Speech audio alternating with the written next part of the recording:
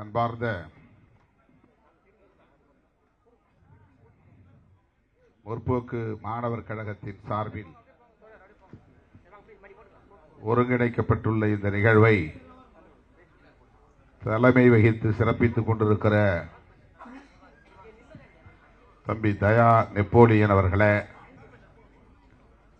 நம் அனைவரையும் வரவேற்று சிறப்பித்திருக்கிற செஞ்சுடர் அவர்களே, இதனை நெறிப்படுத்திக் கொண்டிருக்கிற தம்பி முனைவர் சிவக்குமார் அவர்களே,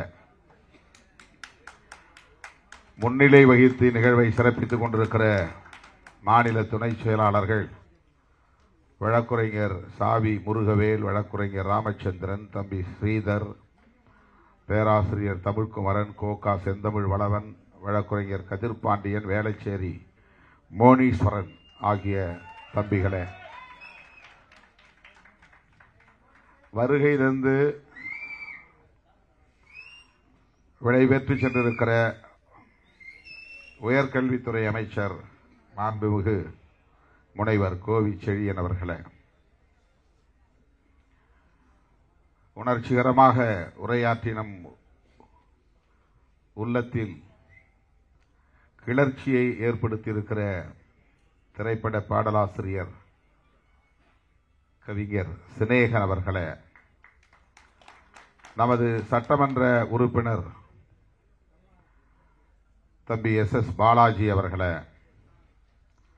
திராவிட முன்னேற்றக் கழகத்தின் மாணவரணி மாநில செயலாளர் அன்பு இளவல் ராஜீவ்காந்தி அவர்களே, திராவிடர் கழகத்தின் துணை பொதுச் செயலாளர் தம்பி பிரின்ஸ் NRS பெரியார் அவர்களே, இந்திய மாணவர் சங்கத்தின் மாநில செயலாளர் அரவிந்தசாமி அவர்களே, அனைத்து இந்திய மாணவர் பெருமன்றத்தின் மாநில பொறுப்பாளர் இப்ராஹிம் அவர்களே, தமிழ்நாடு மாணவர் காங்கிரசின் மாநில தலைவர் மா சின்னத்தம்பி அவர்களே, திராவிடர் கழகத்தின் மாணவரணி மாநில செயலாளர் செந்தூர் பாண்டி அவர்களே, மறுமலர்ச்சி திராவிட முன்னேற்றக் கழகத்தின் மாணவரணி சார்பில் இங்கே உரையாற்றிய ரில்வான் கான் அவர்களே, சமூக நீதி மாணவர் முஸ்லிம் மாணவர் பேரவையின் மாநில தலைவர் திருச்சி அன்சார் அலி அவர்களே, மாணவர் இந்தியா அமைப்பின் மாநில தலைவர் முகமது ஃபைசல் அவர்களே, திராவிட மாணவர் பேரவையின் மாநில செயலாளர் சார்பிலே வருகை தந்து உரையாற்றிய அருள் ஜோதி பாபு அவர்களே, மற்றும்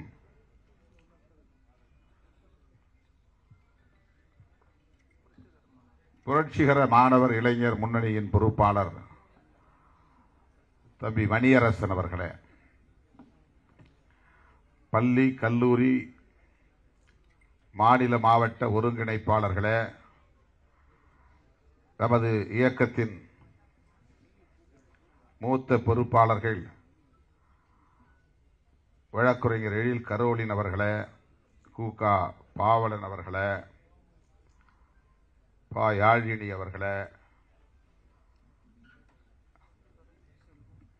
நா செல்லதுரை அவர்களே, இரா செல்வம் அவர்களே, குமரப்பா, கரண் ஷர்மிளி, தாம்பரம் ஜே கதிரவன், நுங்கை ராஜன், ஈழத்து பிரபா, காஞ்சிபுரம் விமல், சேத்துப்பட்டு இளங்கோ, வழக்குரைஞர் தாய் இளையா சைதைமா ஜேக்கப், வழக்குரைஞர் சாரநாத், வேலுமணி உள்ளிட்ட இயக்கத்தின் முன்னோடிகளே, முற்போக்கு மாணவர் கழகத்தின் மாநில பொறுப்பாளர்களே, மாவட்ட பொறுப்பாளர்களே, கல்லூரி ஒருங்கிணைப்பாளர்களே மற்றும் ஆகா எழிலன், வழக்குரைஞர் விஜயகுமார், வழக்குரைஞர் சுரேஷ் பாபு, காந்தி என்கிற அம்பேத்கர், வேளச்சேரி மதன் உள்ளிட்ட முற்போக்கு மாணவர் கழகத்தின் முன்னோடிகளே, திரளாக கூடியிருக்கிற மாணவ செல்வங்களே, என் உயிரின் உயிரான விடுதலை சிறுத்தைகளே, உங்கள் அனைவருக்கும் என்னுடைய பணிவார்ந்த வணக்கத்தை தெரிவித்துக் கொள்கிறேன். இது நண்பகல் வேளை, எல்லோருக்கும் பசி உணவுக்கு ஏற்பாடு செய்யப்பட்டிருக்கிறது. இதற்கு பிறகு அனைத்து மாணவர்களின் கலந்தாய்வு கூட்டம் அன்பகத்தில் ஒருங்கிணைக்கப்பட்டிருப்பதாக ராஜீவ்காந்தி அவர்கள் குறிப்பிட்டார். அவரும் அதற்கு செல்ல வேண்டும் என்கிற பதைப்பில் இருக்கிறார். நம்முடைய மாணவர் கழகத்தின் சார்பிலும் தோழர்கள் அதிலே பங்கேற்க வேண்டியிருக்கிறது. அத்துடன் முற்போக்கு மாணவர் கழகத்தின் சார்பிலே இன்றைக்கு 3 மணி அளவில் வள்ளுவர் சேப்பாக்கம் சிவானந்தா சாலையில் ஒரு ஆர்ப்பாட்டம், ஓவர்சீஸ் ஸ்காலர்ஷிப், அயலக கல்வி தொகை உள்ளிட்ட மாணவர்களுக்கான கோரிக்கைகளை முன்வைத்து ஆர்ப்பாட்டமும் நடைபெற உள்ளது. இங்கே இருக்கிற அத்தனை பேரும் அப்படியே நீங்கள் சேப்பாக்கம் செல்ல வேண்டும், ஆர்ப்பாட்டத்தில் பங்கேற்க வேண்டும். ஏனென்றால் முக்கியமான பிரச்சனை அது. பாரதிய ஜனதா கட்சி ஆட்சிக்கு வந்த நாளிலிருந்து படிப்படியாக மாணவர்களுக்கான கல்வி உதவித்தொகையை குறைத்து கொண்டே வருகிறது. கடந்த முறை, அதாவது 2019-2024 அந்த காலகட்டத்தில் நானும் தோழர் ரவிக்குமார் அவர்களும் நாடாளுமன்ற உறுப்பினர் என்கிற முறையில் இது தொடர்பாக ஒன்றிய அரசின் அமைச்சர்களை சந்தித்து, கல்வித்துறை அமைச்சர், நிதித்துறை அமைச்சர் ஆகியோரை சந்தித்து சிறுபான்மை சமூகத்தை சார்ந்த மாணவர்களுக்கு, பட்டியல் சமூகம் மற்றும் பழங்குடி சமூகத்தை சார்ந்த மாணவர்களுக்கு, இதர பிற்படுத்தப்பட்ட சமூகங்களை சார்ந்த மாணவர்களுக்கு போஸ்ட் மெட்ரிக் ஸ்காலர்ஷிப் படிப்படியாக குறைக்கப்பட்டு வருகிறது. இதை கைவிட வேண்டும், குறைக்கப்பட்ட தொகையை உயர்த்தி தர வேண்டும் என்று கோரிக்கை மனுக்களை தந்திருக்கிறோம். அதையும் தாண்டி அவர்கள் கல்வி உதவித்தொகையை படிப்படியாக குறைத்து வருகிறார்கள். அதற்கு காரணம் தேசிய கல்விக் கொள்கைதான், NEP. இந்த அரசு உருவாக்கி இருக்கிற தேசிய கல்விக் கொள்கை.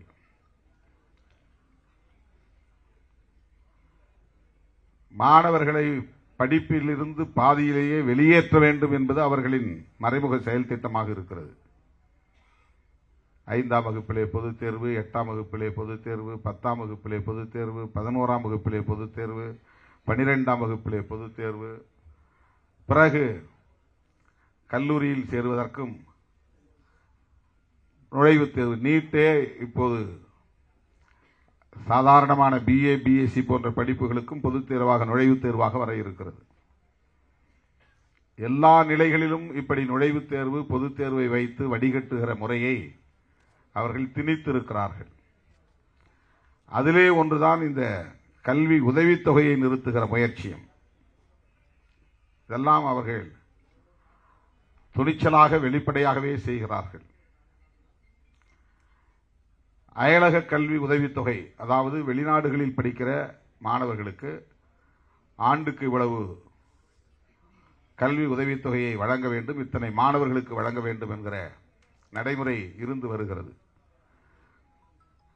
அதிலே இஸ்லாமிய மாணவர்கள், கிறிஸ்தவ மாணவர்கள், சிறுபான்மை சமூகத்தை சார்ந்த மாணவர்கள், ஏராளமானவர்கள் வெளிநாடுகளுக்கு செல்லுகிறார்கள். இதை குறைப்பதற்காக அந்த உதவித்தொகையை மெல்ல மெல்ல அவர்கள் குறைத்து கொண்டே வருகிறார்கள். வெளிநாடு செல்லுகிற மாணவர்களின் எண்ணிக்கையை குறைப்பதற்காக. எனவே இந்த கோரிக்கைகளை எல்லாம் மையப்படுத்தி இன்றைக்கு முற்போக்கு மாணவர் கழகத்தின் சார்பில் ஆர்ப்பாட்டம் ஒருங்கிணைக்கப்பட்டிருக்கிறது. இது முடிந்தவுடனே நீங்கள் வெளியேறிவிடக்கூடாது, கலைந்து விடக்கூடாது. கட்டாயம் அந்த ஆர்ப்பாட்டத்திலே பங்கேற்க வேண்டும் என்று முதலில் அழைப்பு விடுக்கிறேன். முற்போக்கு மாணவர் கழகத்தின் சார்பிலே இந்த முயற்சி முதல் முறையாக மேற்கொள்ளப்படுகிறது.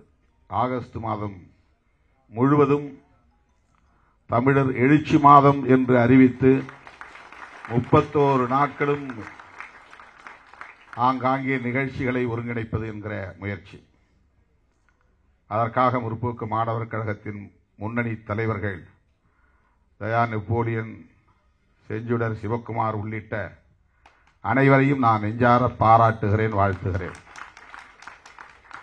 நாம் கடந்த 10-15 ஆண்டுகளாகவே இந்த பிறந்த நாள் விழாவை கருத்தியல் சார்ந்த நிகழ்வுகளாக ஆண்டுக்கு ஒரு கருப்பொருளை முன்வைத்து நடத்தி வருகிறோம். கடந்த ஆண்டு சமூக நீதி சமூகங்களின் ஒற்றுமை என்கிற கருப்பொருளை முன்வைத்தோம். சமூக நீதி சமூகங்கள் என்றால் ரிசர்வ்டு கேட்டகரிஸ், யார் யாரெல்லாம் இடஒதுக்கீடு பெறுகிறார்களோ அவர்கள் எல்லோரையும் ஒரே சொல்லில் எஸ்சி, எஸ்டி, ஓபிசி, மைனாரிட்டிஸ் என்று அழைப்பதற்கு பதிலாக, அல்லது இடஒதுக்கீட்டு சமூகங்கள் என்று சொல்வதற்கு பதிலாக சமூக நீதி சமூகங்கள் என்று நாம் அடையாளப்படுத்தி இவர்களின் ஒற்றுமை தேசிய அளவிலே தேவைப்படுகிறது என்பதை கருப்பொருளாக மையப்படுத்தி மண்டல வாரியாக கூட்டங்களை நடத்தினோம். பிறந்த நாள் விழாவின் கருப்பொருளாகவும் அதை முன்வைத்து தமிழகம் தழுவிய அளவில் நம்முடைய தோழமை கட்சி தலைவர்களை எல்லாம் ஒருங்கிணைத்து ஒரு ஆண்டு முழுவதும் அதை வெற்றிகரமாக நடத்தியிருக்கிறோம். அதற்கு முன்பு நாடுதோறும் பனை கன்றுகளை, பனை விதைகளை ஊன்றுவோம், அதுவே ஒரு செயல் திட்டமாக கருப்பொருளாக அறிவித்தோம். ஊர் ஊராக சென்று ஏரிக்கரைகளிலும் குளத்துக்கரைகளிலும் பொது புறம்போக்கு இடங்களிலும் பனை விதைகளை ஊன்றுகிற நடவடிக்கையை பெரிய அளவிலே மேற்கொண்டோம். லட்சக்கணக்கான விதைகளை ஊன்றினோம். இந்த மண்ணை பாதுகாக்க, பசுமையை பாதுகாக்க, நிலத்தடி நீரை பாதுகாக்க அந்த கருப்பொருளை முன்னெடுத்தோம். அண்மையில்தான் வாட்ஸ்அப்பில் தம்பி பூவழியன் ஒரு செய்தியை அனுப்பினார். 2016 மதச்சார்பின்மை என்பதையே ஒரு கருப்பொருளாக நாம் முன்வைத்து அந்த ஆண்டு முழுவதும் அந்த நிகழ்ச்சியை நடத்தியிருக்கிறோம் என்பதை தமிழ்மண் இதழின் தலையங்கத்திலே பதிவாகி இருக்கிறது. இந்த ஆண்டும் நாம் மீண்டும் மதச்சார்பின்மையை காப்போம் என்கிற பொருளை பிறந்த நாளின் கருப்பொருளாக முன்னெடுத்திருக்கிறோம். வெறுமென பிறந்த நாள் கொண்டாட்டம், ஆடை போர்த்துதல், மாலை சூட்டுதல், பரிசு பொருள்களை தலைவருக்கு தந்து படம் எடுத்துக் கொள்ளுதல் என்று இல்லாமல் அரசியல் சார்ந்த நடவடிக்கைகளாக, கருத்தியல் சார்ந்த நடவடிக்கைகளாக இதை கையாள வேண்டும் என்கிற அடிப்படையிலே நாம் வழிகாட்டி வருகிறோம். அதனை இன்றைக்கு முற்போக்கு மாணவர் கழகமும் கையில் எடுத்திருப்பது மகிழ்ச்சி அளிக்கிறது. இது கட்சி சார்பிலே மட்டும் நடத்தப்பட்டு வந்ததை முற்போக்கு மாணவர் கழகம் ஒருபடி மேலே போய் ஆகஸ்ட் 17 மட்டுமல்ல, இந்த மாதம் முழுவதையும் நாங்கள் தமிழர் எழுச்சி மாதமாகவே கடைபிடிப்போம். இந்த ஆண்டு மதச்சார்பின்மை காப்போம் என்பதையே கருப்பொருளாக முன்னெடுப்போம் என்று முன்வந்திருப்பது பாராட்டுதலுக்குரியது. இங்கே அமர்ந்திருக்கிற, மேடையில் அமர்ந்திருக்கிற தலைவர்கள், எதிரே அமர்ந்திருக்கிற நீங்கள் அடுத்த தலைமுறைகளுக்கான தலைவர்கள். நீங்கள் தான் அடுத்த தலைமுறைகளை வழிநடத்தப் போகிறவர்கள். நாளைய தமிழகத்தின் தலைவர்கள். இப்போ ஒவ்வொரு மாணவர் அமைப்பின் தலைவர்கள் அவங்க மேடையில் பேசினார்கள். இவர்களெல்லாம் வளர்ந்து அந்த இயக்கத்தில் முன்னணி தலைவர்களாக உருப்பெறுவார்கள், பரிணாமம் பெறுவார்கள். இவர்கள்தான் நாளைய தமிழகத்தை வழிநடத்தக்கூடிய ஆளுமைகளாகவும் வளரப்போகிறவர்கள். எதிரே அமர்ந்திருக்கிற நீங்களும் தான் இந்த களத்திலே முன்னோடிகளாக நிற்கப் போகிறவர்கள். இங்கே பேசிய தோழர்கள், குறிப்பாக மாணவ செல்வங்கள் 1-2 பேர் பேசினார்கள். கட்டுரை போட்டி, கவிதை போட்டி, பேச்சு போட்டி ஆகியவற்றிலே வெற்றி பெற்ற தோழர்களில் ஒவ்வொரு தோழர் என்கிற முறையிலே 3 பேரை பேச வைக்க வேண்டும் என்று நான் கேட்டுக்கொண்டேன். பேச்சு போட்டியிலும் கட்டுரை போட்டியிலும் முதல் பரிசு பெற்ற சதீஷ் இங்கே பேசினார். கவிதை போட்டியில் வெற்றி பெற்ற தோழர்கள் அஜித்தும் அந்த ரம்யா மாணவியும் பேசினார்கள். அதற்கு முன்னதாக 3-4 மாணவர்கள் பேசினார்கள், சட்டக்கல்லூரி மாணவர்கள். உள்ளபடியே நான் மெய்மறந்து அந்த மாணவர்களின் பேச்சை கேட்டேன்.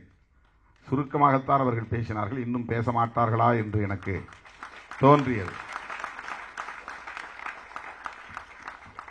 அந்த அளவுக்கு அவருடைய சிந்தனைகளில் ஒரு தெளிவு இருக்கிறது, ஒரு கிளாரிட்டி இருக்கிறது. நாம் எதை பேசுகிறோம், எந்த பொருளில் பேசுகிறோம், எந்த களத்தில் நிற்கிறோம், எதற்காக நாம் இந்த அரசியல் நடவடிக்கைகளில் ஈடுபடுகிறோம் என்பதை புரிந்து தெளிந்து ஆழ்ந்து உரையாற்றினார்கள். உங்களை பார்க்கிற போது அடுத்த தலைமுறைக்கு நல்ல தலைவர்கள் உருவாகப் போகிறார்கள் என்கிற நம்பிக்கை எனக்கு இந்த மேடையில் உருவாகி இருக்கிறது. நான் அடிக்கடி யோசிச்சு கவலைப்படுவேன். சமூக ஊடகங்களில் சாதியவாத சக்திகளும் மதவாத சக்திகளும் எப்படி கருத்துக்களை திரிக்கிறார்கள், பரப்புகிறார்கள், அவதூறு செய்கிறார்கள் என்பதை எண்ணி கவலைப்படுவேன். இப்போதைக்கு நிறைய தலைவர்கள் களத்திலே நிற்பவர்கள் திராவிடம் என்று சொல்லக்கூடாது, தலித் என்று சொல்லக்கூடாது, பெரியார் யார் தமிழர்களுக்கு தலைமை தாங்க, அவரை ஏன் உச்சரிக்க வேண்டும், இதுவெல்லாம் எண்ணி பார்க்கிற போது பெரும் கவலையாக இருக்கிறது. எப்படி அடுத்த தலைமுறையினரை, இளைய தலைமுறையினரை இவர்கள் மடைமாற்றம் செய்கிறார்கள், தவறாக வழிநடத்துகிறார்கள் என்று நான் கவலைப்படுவதுண்டு. ஆனால் அந்த திரிபுவாத கருத்துக்களை எல்லாம் ஒரு பொருட்டாக மதிக்காமல் நல்ல சிந்தனையாளர்களாக நீங்கள் வளர்கிறீர்கள் என்பதை இங்கே உங்கள் உரை உறுதிப்படுத்தியது. அந்த திரிபுவாத கருத்துக்கள் உங்களை தீண்டவில்லை, உங்கள் மீது எந்த தாக்கத்தையும் ஏற்படுத்தவில்லை என்பதை நீங்கள் ஆற்றிய உரையிலிருந்து என்னால் உணர முடிந்தது. அதுதான் அந்த நம்பிக்கை.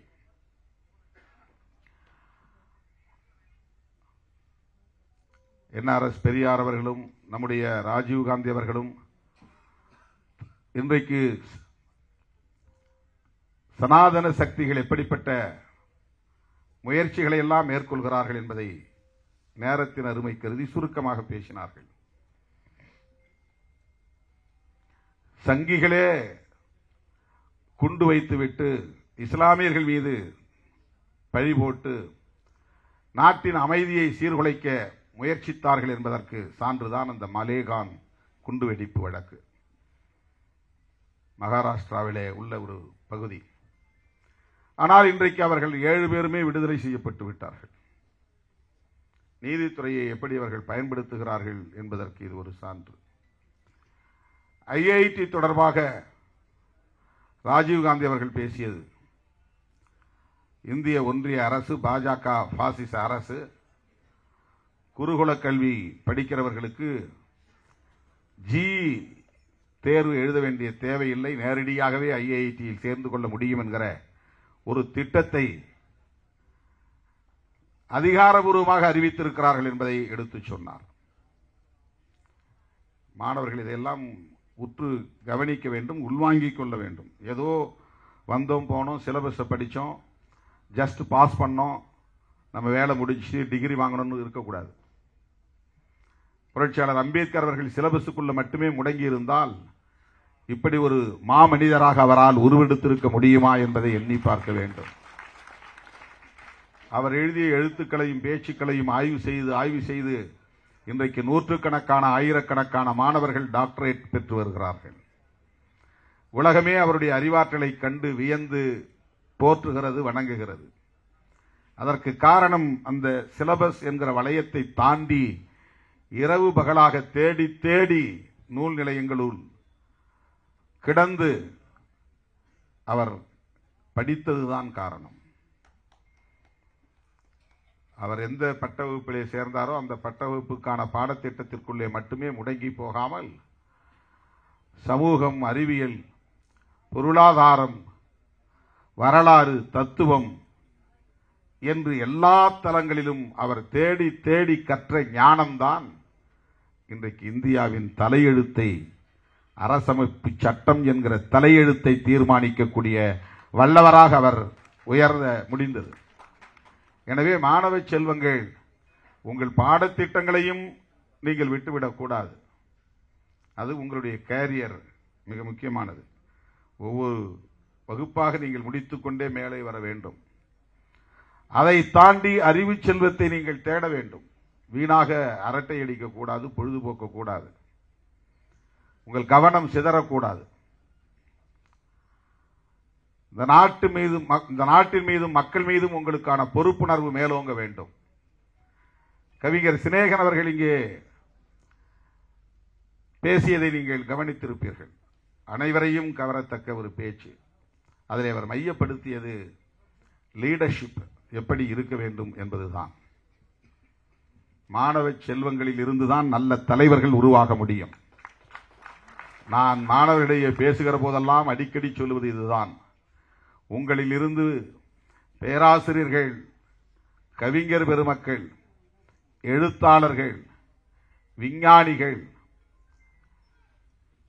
ஓவியர்கள், சிற்பிகள், படைப்பாளர்கள், இப்படி பல ஆளுமைகள் தோன்றலாம். ஆனால் நான் உங்களிடமிருந்து எதிர்பார்ப்பது நல்ல தலைவர்கள் உருவாக வேண்டும், பேராசிரியர்கள் உருவாக வேண்டும் என்பதை விட நல்ல தலைவர்கள் உருவாக வேண்டும் என்று எதிர்பார்க்கிறேன் என்றுதான் வாழ்த்துவது உண்டு. ஆகவே உங்களுக்கு நான் சொல்ல விரும்புவது, சினேகன் அவர்களுடைய பேச்சில் அவர் மையமாக வைத்து பேசியது, ஒரு தலைவன் எப்படி இருக்க வேண்டும், ஒரு தலைமை பண்பு எத்தகையதாக இருக்க வேண்டும். தலைமை பண்புகள் பல. அதிலே மிக முக்கியமானது ரெஸ்பான்சிபிலிட்டி, பொறுப்புணர்வு. தலைமை பண்புகள் பல. எந்த களத்தில் நாம் நின்று பணியாற்றுகிறோமோ அந்த களம் தொடர்பான அறிவை பெறுவது, ப்ரொஃபஷனல் நாலேஜ். எந்த மக்களோடு நாம் பணியாற்றுகிறோமோ அந்த மக்களை நேசிப்பது, ஹியூமன் டச். அந்த மனிதர்களோடு, மக்களோடு மக்களாக வாழ்வது.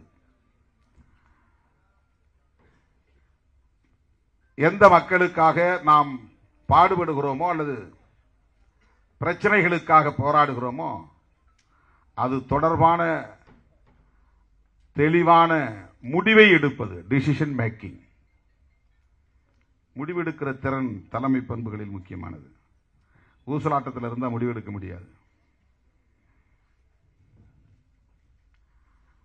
அந்த முடிவை எப்போது தெளிவாக எடுக்க முடியும்னா, அர்ப்பணிப்பு இருக்கணும், கமிட்டட் டெடிகேஷன் இருக்கணும். நீ எந்த நோக்கத்துக்காக போராடுகிறாயோ, யாருக்காக போராடுகிறாயோ அதில் உன்னை முழுமையா ஈடுபடுத்திக் கொள்ள வேண்டும்.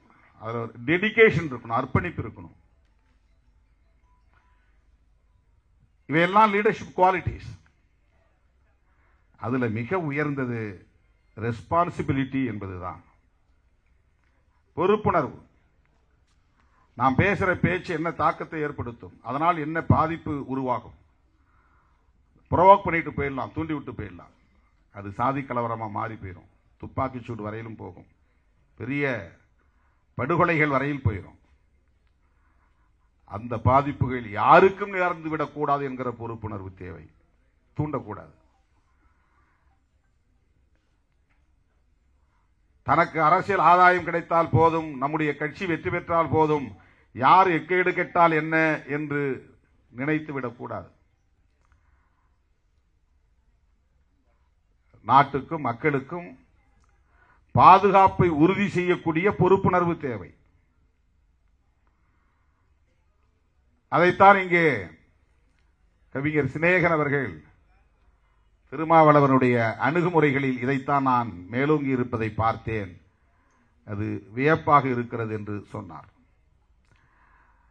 என்னை பாராட்டினார் என்பதை நான் மறுபடியும் எடுத்து பெருமைப்படுவதற்காக சொல்லவில்லை.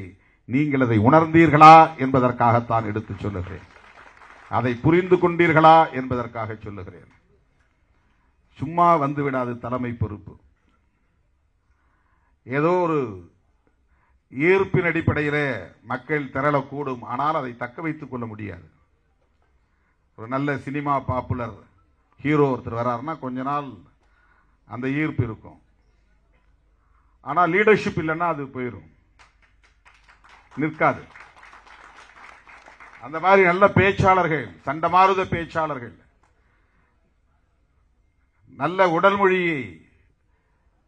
இருக்கும் அவர்களிடத்தில் ஆவேசமாக கை கால்களை உயர்த்தி உதறி உங்கள் கவனத்தை ஈர்க்கக்கூடிய சொற்களை கையாண்டு உணர்ச்சிகரமாக பேச முடியும். அது தற்காலிகமானதாகத்தான் இருக்க முடியும். ரெஸ்பான்சிபிலிட்டி இல்லை என்றால், டிசிஷன் மேக்கிங் இல்லை என்றால், ஹியூமன் டச் இல்லை என்றால், ப்ரொஃபஷனல் நாலேஜ் இல்லை என்றால், டெடிகேஷன் இல்லை என்றால் அது நீர்த்து போகும். அந்த லீடர்ஷிப் என்பது நிற்காது. நாளைய தலைமுறைக்கான நாளைய தலைவர்கள் என்பதால் உங்களுக்கு இதை நான் சுட்டி காட்டுகிறேன். நாம் பேசும் ஒவ்வொரு சொல்லும், நாம் எழுதும் ஒவ்வொரு எழுத்தும் பொறுப்புணர்வு மிக்கதாக இருக்க வேண்டும். அது நாட்டு மக்களுக்கும் எளிய மக்களுக்கும், குறிப்பாக விளிம்பு நிலை சிறுபான்மை சமூகத்தினருக்கும் பாதுகாப்பை உறுதிப்படுத்துவதாக இருக்க வேண்டும். அவர்களையும் அமைப்பாக்கக்கூடியதாக இருக்க வேண்டும். எனவே மதச்சார்பின்மை காப்போம் என்பது ஒரு மகத்தான அரசியல். இன்றைக்கு இந்திய அரசியல் இரண்டாக இருக்கிறது. ஒன்று மதச்சார்பின்மைக்கு ஆதரவு அணி, இன்னொன்று மதச்சார்பின்மைக்கு எதிரான அணி. பாஜக தலைமையிலான சங்க பரிவாரங்கள், அவற்றின் கூட்டணி கட்சிகள் மதச்சார்பின்மை கூடாது என்று எதிர்த்து நிற்கிற அணியினர். இதுதான் அரசியல் புரிதல். வெறும் தேர்தலுக்காக மட்டுமே கூட்டு சேருகிறார்கள் என்று நீங்கள் நினைத்துவிடக் கூடாது. பாஜகவோடு வைத்துக் கொள்கிற எலக்டோரல் அலையன்ஸ் என்பது அவர்களின் ஐடியாலஜி, கருத்தியல் சார்ந்த அணியாகவும் மாறுகிறது என்பதுதான். அதிமுக பாஜகவோடு கூட்டணி சேர்வது சட்டமன்ற தேர்தலுக்கானது என்று மட்டும் முடிவுக்கு வந்துவிடக் கூடாது. பாஜக முன்வைக்கக்கூடிய கருத்தியலுக்கும் அவர்கள் துணை போகிறார்கள். பாஜக இங்கே தோழர்கள் சொன்னதைப் போல அரசமைப்பு சட்டத்தில் சொல்லப்பட்டிருக்கிற செக்குலரிசம் என்கிற மதசார்பின்மை கோட்பாட்டுக்கு எதிரான நகர்வுகளைத்தான் ஒவ்வொரு களத்திலும் முன்னெடுக்கிறார்கள். அவங்க மூவ் பண்ற ஒவ்வொன்றும் செக்குலர் இங்க கூடாதுங்கிறது தான். செக்குலரிசம் இங்கே கூடாது என்பதுதான். கான்ஸ்டிடியூஷன் அதுதான் இன்றைக்கு அவர்களுக்கு மிகப்பெரிய நெருடலாக இருக்கிறது, நெருக்கடியாக இருக்கிறது, உறுத்தலாக இருக்கிறது, சிக்கலாக இருக்கிறது. வெளிப்படையாக கான்ஸ்டிடியூஷனை எதிர்க்க முடியவில்லை, வெளிப்படையாக அம்பேத்கரை விமர்சிக்க முடியவில்லை. ஆனால் மறைமுகமாக என்னவெல்லாம் செய்ய முடியுமோ அனைத்தையும் செய்து அரசமைப்பு சட்டத்தை நீர்த்து போக செய்கிறார்கள். ஏன் என்றால் இந்த சட்டம் செக்யூலரிசத்தை முன்மொழிகிறது, ஏற்றுக்கொண்டது. இதை திருத்தத்தின் மூலம் மேலும் உறுதிப்படுத்திய இயக்கம் காங்கிரஸ். இந்திரா காந்தி அம்மையார் சோசலிஸ்ட் செக்குலர்ங்கிற ரெண்டு வார்த்தையை இன்செர்ட் பண்றாங்க 1976. இதை தகர்க்க வேண்டும் என்பதுதான் அவர்களின் நோக்கம். எனவே காங்கிரஸ் தலைமையிலே மதச்சார்பின்மைக்கு ஆதரவான அணி இந்தியா முழுக்க இயங்குகிறது. பிஜேபி தலைமையிலே மதச்சார்பின்மைக்கு எதிரான அணி இந்தியா முழுவதும் இயங்குகிறது. இந்த அரசியலை இப்படித்தான் நாம் கூர்மைப்படுத்த வேண்டும். யார் மதச்சார்பின்மைக்கு ஆதரவானவர்கள், அவர்கள் அனைவரையும், அனைத்து ஜனநாயக சக்திகளையும் நாம் அணிதிரட்ட வேண்டும். மதச்சார்பின்மை தான் இங்கே அரசியலின் கருப்பொருளாக இருக்கிறது, அடிப்படை கோட்பாடாக இருக்கிறது. அதை பாதுகாப்பதா அல்லது தகர்ப்பதா என்பதுதான் இங்கே நடக்கிற யுத்தம். இந்த யுத்தத்தில் நாம் எந்த பக்கம் இருக்கிறோம் என்கிற தெளிவு நமக்கு தேவை. அதை உணர்த்துவதற்காகத்தான் இந்த ஆண்டுக்கான கருப்பொருள் பேரணியிலே பல லட்சம் பேரை திரட்டி நாம் நடத்திய மதச்சார்பின்மை காப்போம் பெருந்திரள் பேரணி. அதுவே தொடர்ந்து தமிழர் எழுச்சி நாளின் கருப்பொருளாக இங்கே நாம் முன்வைத்திருக்கிறோம். அதனை நீங்கள் மேலும் வலுப்படுத்தக்கூடிய வகையில் ஆகஸ்ட் மாதம் தமிழர் எழுச்சி மாதம் மதச்சார்பின்மை காப்போம் என்கிற கருப்பொருளை மையமாக வைத்து கொண்டாடப்படும் என்று அறிவித்திருப்பதை நான் வரவேற்று பாராட்டி வாழ்த்தி அனைவருக்கும் நன்றி கூறி முடிக்கிறேன். நன்றி, வணக்கம்.